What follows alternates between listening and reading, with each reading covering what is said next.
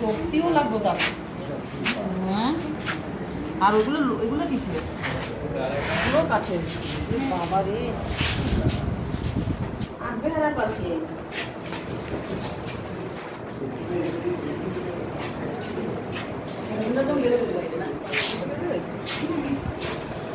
এটা হলো 8 বেহারার পালকি, এটা হলো 16 বেহারার পালকি। এটা হলো হাত পালকি, মানে একজন বসতো আর 4 জনে এটারে নিত, এটারে বলে হাত পালকি। আর এই সেই বোট, যে বোটে তোমার এই বোটে করে নৌকায় নদী পথে কলকাতা থেকে এইখানে আসতো। হ্যাঁ, ছিলাম তখন পদ্মার বোটে, জল ভরানত কালো মেঘ আকাশে, ওপারে ছায়া ঘন তরু শ্রেণীর মধ্যে গ্রামগুলি বর্ষার পরিপূর্ণ পদ্মা খরবেগে বয়ে চলছে। মাঝে মধ্যে পাক খেয়ে ছুটছে ফেনা, নদী অকালে কুল ছাপিয়ে চরের ধান দিনে দিনে ডুবিয়ে দিচ্ছে। কাঁচা ধানে বোঝাই চাষিদের ডিঙ্গি নৌকা হু করে স্রোতের উপর দিয়ে ভেসে চলছে। ওই অঞ্চলে এই চরের ধানকে বলে জালি ধান। ভরা পদ্মার উপকার ওই বাদল দিনের ছবি সোনার তরী কবিতার অন্তরে প্রচ্ছন্ন এবং ছন্দে প্রকাশিত।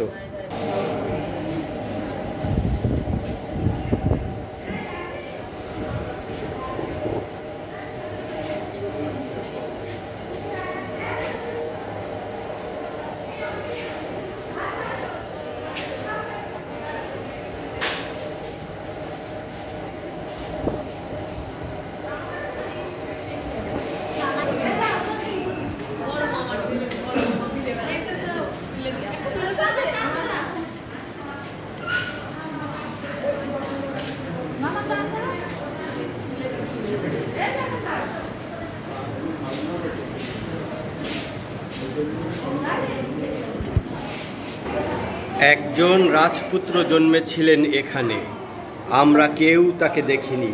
শুনেছি তার গায়ের রং কনক চাপার আভা, আর সে কি চেহারা! 6 ফুটেরও বেশি দীর্ঘ শরীর, হাতের কবজি যেন পাঠানের, গায়ে আঙ্গ রাখা শুভ্র দাড়ি যেন সুফি তাপসের ললাট। কি দিব্য জ্যোতিষ্মান, কি দিব্য জ্যোতিষ্মান, কি দিব্য জ্যোতিষ্মান! এই সেই দিব্য জ্যোতিষ্মান পুরুষ, বাঙালির অন্তরে যার স্থান, সেই দিব্য জ্যোতিষ্মান পুরুষের বাড়িতে এখন আমরা।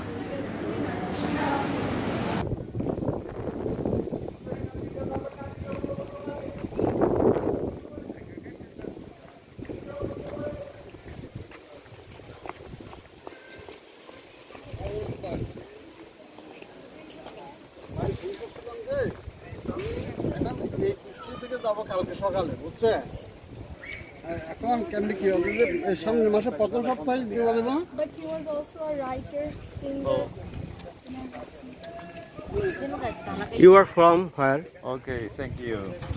Where do you from? China. Okay, thank you.